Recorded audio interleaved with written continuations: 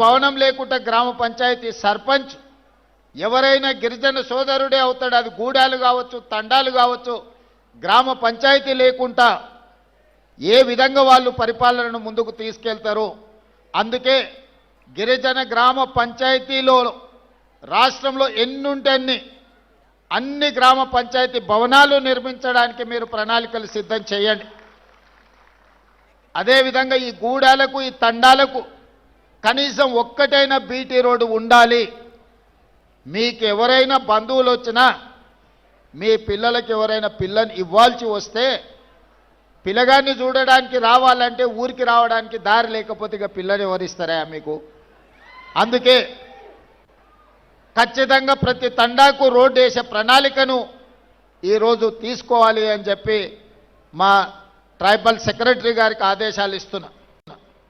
ఇదే కాదు, తాగడానికి మంచినీళ్ళు, అవసరమైన నీళ్ళ ట్యాంకులు, మిషన్ భగీరథ మీద 1000 కోట్లు ఖర్చు పెట్టిన ఆదిలాబాద్ ప్రాంతంలో నేను పర్యటన చేసినప్పుడు చాలా తండాలకు, గూడాలకు తాగునీరు ఈ రోజుకు రావడం లేదు.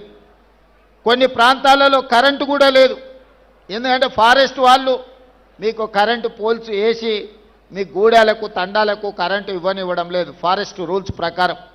అందుకే అన్ని తండాలలో, గూడాలలో కరెంటు లైన్లు వేయడానికి ఎక్కడైతే ఇబ్బంది ఉందో కంప్లీట్గా సోలార్ ద్వారా మీకు కరెంటు ఇచ్చి మీ వ్యవసాయ పంపు సెట్లు, సోలార్ పంపు సెట్లు ఇచ్చి మీరు వ్యవసాయం చేసుకోవడానికి అన్ని రకాల ప్రణాళికలను ఈరోజు సిద్ధం చేస్తున్నాం. ముఖ్యంగా పైలట్ ప్రాజెక్టు కింద ఈరోజు అచ్చంపేట శాసనసభ నియోజకవర్గాన్ని మొత్తం తీసుకున్నాం.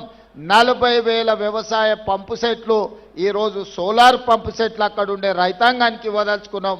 ప్రధానంగా అందులో గిరిజనులకే అత్యధికంగా ఉపయోగం ఉన్నది. అందుకే ఈనాడు మీ సంక్షేమం కోసం, మీ అభివృద్ధి కోసం, మీ భవిష్యత్ ప్రణాళికల కోసం ఈ రాష్ట్ర ప్రభుత్వం పనిచేస్తున్నది. ఇదే కాదు, ఈరోజు మీరు ఆలోచన చెయ్యండి. ఆనాడు తెలంగాణ రాష్ట్రం వచ్చిన తర్వాత 10 సంవత్సరాలు పేదలకు రేషన్ కార్డు ఇవ్వడానికి కూడా ఆ ప్రభుత్వానికి చేతులు రాలే. కానీ నేను బాధ్యత చేపట్టిన తర్వాత పేదవాడి గుర్తింపు, పేదవాడి గౌరవం, పేదవాడి సంక్షేమమే రేషన్ కార్డు. ఆ గుర్తింపు, గౌరవం, సంక్షేమం ఇవ్వాల్సింది ప్రాథమిక బాధ్యత రాష్ట్ర ప్రభుత్వానిదే.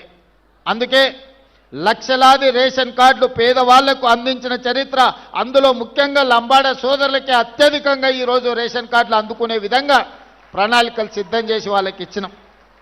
రేషన్ కార్డు ఇచ్చి వదిలేయలే. ఇంతకుముందు మా బలరాం నాయక్ గారు చెప్పినట్టు ఆనాడు దొడ్డు బియ్యం ఇచ్చేది. దొడ్డు బియ్యం ఇస్తే మా లంబాడ సోదరులు తీసుకెళ్ళి బర్లకు దాన పెట్టేది. ఎన్నడూ వాళ్ళు తిన్న సందర్భమే లేదు. లేకపోతే రేషన్ షాపోడే బయట నుంచి బయటనే అమ్ముకునేటోడు. అందుకే ఈ విధంగా మాఫియాగా మారి మిల్లర్లు, దళారులు దోసుకుంటున్నారు.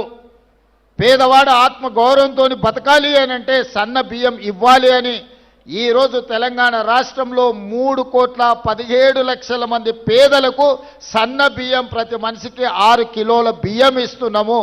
ఈరోజు పెద్దలు తినడమే కాకుండా వాళ్ళ సంటి పిల్లలకు కూడా ఈ సన్న బియ్యం వండి ఈరోజు ఆ పిల్లలకు భోజనం పెడుతున్నారు. నేను ఒక గిరిజనుడి ఇంటికి భద్రాచలంలో వెళ్ళి స్వయంగా బియ్యంతో వండితే ఎట్లా ఉంటుందో ఆ గిరిజనుల ఇంట్లో కూర్చొని నేను భోజనం చేసి వచ్చిన. ఎందుకంటే మనం ఇస్తున్న బియ్యం సరైన విధంగా ఉన్నాయా లేవా అని. ఈడ ఇంతమంది మా గిరిజన సోదరులు ఉన్నారు. 90% మీకు అందరికీ సన్న బియ్యం వస్తున్నాయని నేను భావిస్తున్నా. ఈరోజు అందరూ సన్న బియ్యం తింటున్నారు. దీనివల్ల 2 ప్రయోజనాలు. రాష్ట్ర ప్రభుత్వం మీకు సన్న బియ్యం ఇవ్వడం వల్ల సన్న బియ్యం రావడమే కాదు, అంతకుముందు సన్న బియ్యం 60 రూపాయల కేజీ ఉండే మార్కెట్లో, ఇవాళ 45 రూపాయలకు తగ్గింది. ఎవరైనా కొనుక్కోవాలన్నా కూడా ధర తగ్గి ఈరోజు పేదలకు సన్న బియ్యం కూడా అందుబాటులో